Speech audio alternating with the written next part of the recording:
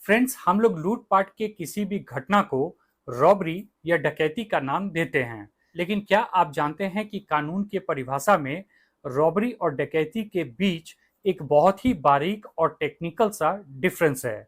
और यही बारीक और टेक्निकल डिफरेंस इस बात को तय करता है कि कौन सी लूटपाट की घटना रॉबरी है या फिर डकैती है। आईपीसी सेक्शन 390 के अंतर्गत आता है रॉबरी और आईपीसी सेक्शन 391 के अंतर्गत आता है डकैती। जब किसी लूटपाट की घटना को 4 या उससे कम व्यक्ति मिलकर अंजाम देते हैं तो उसे आईपीसी सेक्शन 390 के अंतर्गत रॉबरी कहा जाता है। लेकिन उसी लूटपाट की घटना को अगर 5 या उससे ज्यादा व्यक्ति मिलकर अंजाम देते हैं तो फिर उसे सेक्शन 391 के अंतर्गत डकैती कहा जाता है। तो बेसिकली रॉबरी और डकैती में यही अंतर है कि जब भी किसी लूटपाट की घटना को 4 या उससे कम व्यक्ति मिलकर अंजाम देते हैं तो वो रॉबरी कहा जाता है, और जब उस लूटपाट की घटना को 5 या उससे अधिक व्यक्ति मिलकर अंजाम देते हैं तो उसे डकैती कहा जाता है।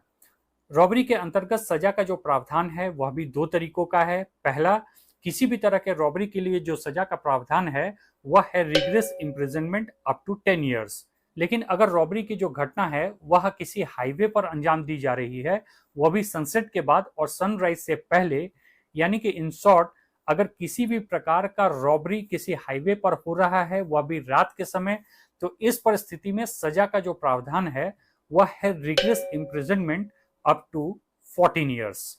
डकैती के अंतर्गत भी सजा का 2 प्रावधान है। It can be a simple life imprisonment और it can be a rigorous 10 year imprisonment.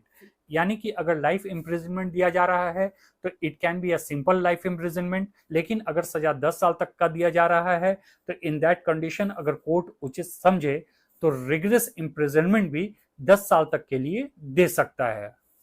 तो रॉबरी और डकैती में यही एक बेसिक सा डिफरेंस है। बहुत जल्द रॉबरी और डकैती से संबंधित कानूनों पर विस्तार से एक वीडियो लेकर आऊंगा। Thanks for watching.